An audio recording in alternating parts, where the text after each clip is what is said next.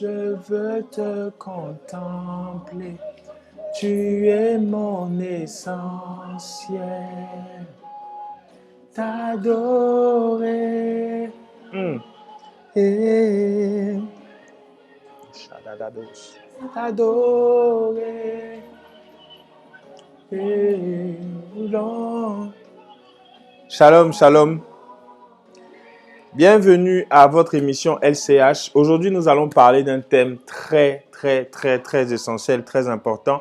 Je t'invite déjà à prendre un stylo, à prendre ton cahier, à prendre ton calepin. Nous allons décoller. Nous allons commencer déjà par ce spot.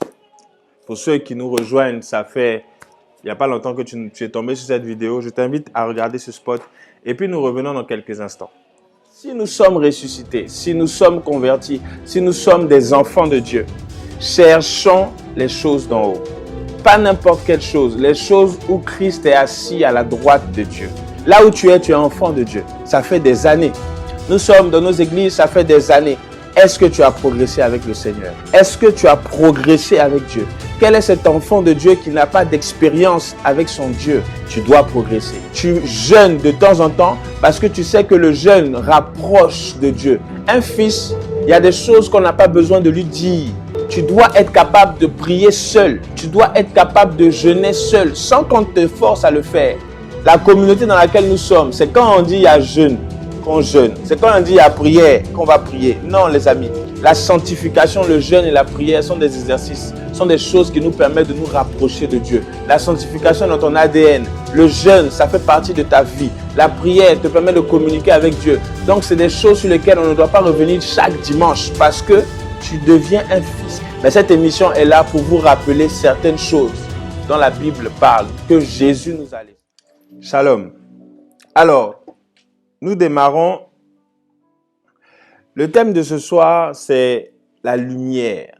Allume la lumière.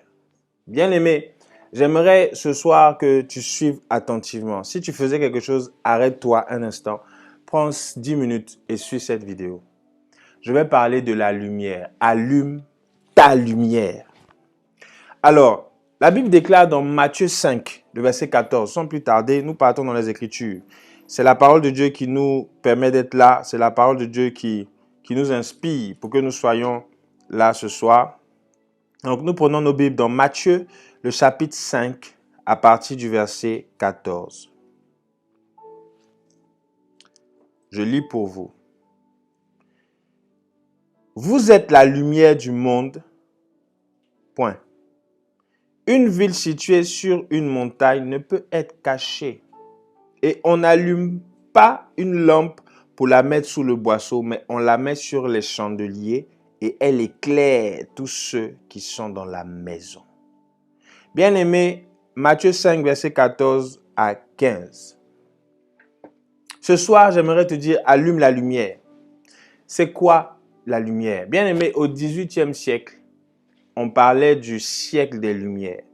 Et le siècle des Lumières, c'était un siècle où les gens étaient éclairés. C'est-à-dire que au siècle des Lumières, on a découvert plusieurs, je crois que c'est là qu'on a découvert l'électricité, si je ne me trompe pas. Il y a plusieurs découvertes qui ont été faites au XVIIIe siècle. Et on l'appelait le siècle des Lumières. Bien-aimé, j'aimerais te dire ce soir que nous ne sommes pas la lumière de l'Église, mais nous sommes la lumière du monde.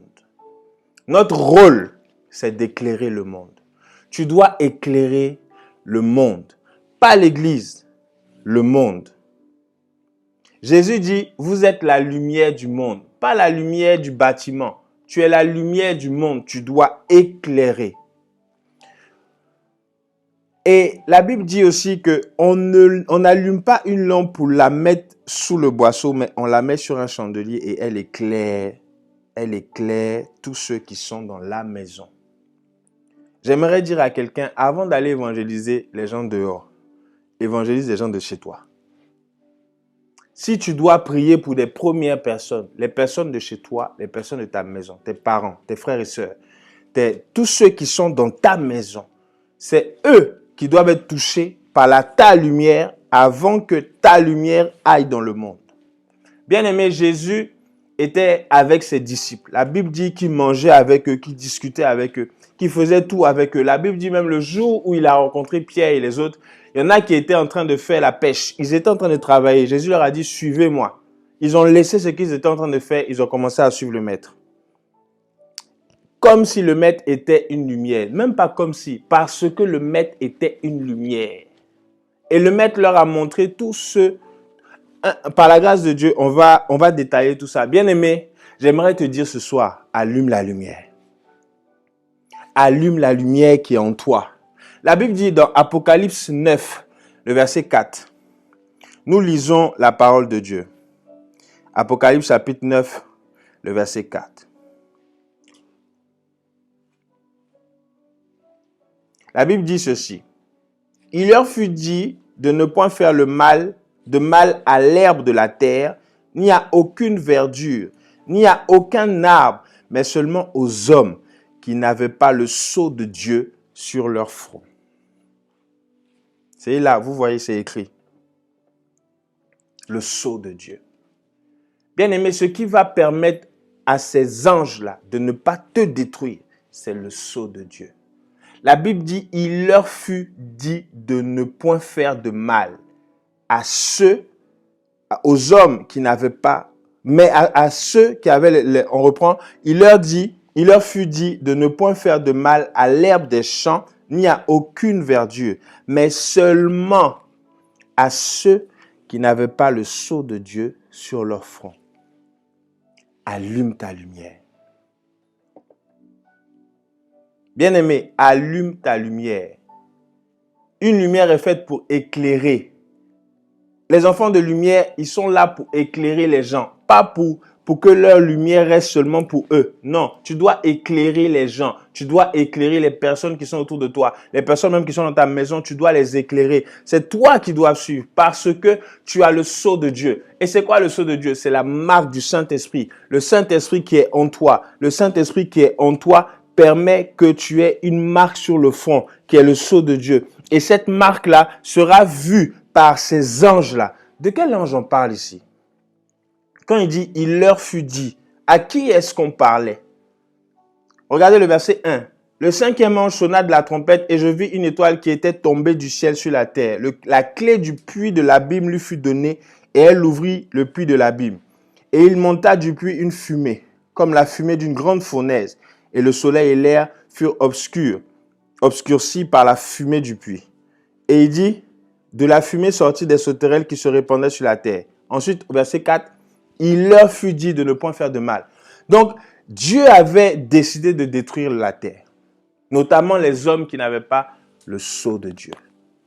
Bien-aimé, tu dois allumer la lumière qui est en toi. Souvenez-vous des 10 vierges. Souvenez-vous des 10 vierges. La Bible dit que les 10 vierges étaient en train d'attendre leur épouse, leur époux. Et quand l'époux est arrivé, la Bible dit qu'il y avait 5 vierges folles qui n'avaient pas leurs huiles. Ils n'étaient pas prêts pour recevoir l'époux. Allume ta lumière et donne à ta lumière de rester constamment allumée. Ne l'éteins pas par le péché. Ne l'éteins pas par les actions que tu poses. N'éteins pas la lumière, s'il te plaît. La Bible dit, n'éteignez pas l'esprit. Il y a 2 choses sur l'Esprit de Dieu. N'éteignez pas l'Esprit et ne l'attristez pas. S'il te plaît, allume ta lumière. La lumière, c'est aussi quoi? C'est la connaissance. Bien aimé, les choses d'en haut. Nous sommes là pour parler des choses d'en haut. Et nous sommes à l'épisode sur la lumière du monde. Tu es la lumière. Allume la lumière. Que Dieu vous bénisse, que sa faveur soit sur vous. On se retrouve jeudi prochain pour d'autres aventures. Shalom.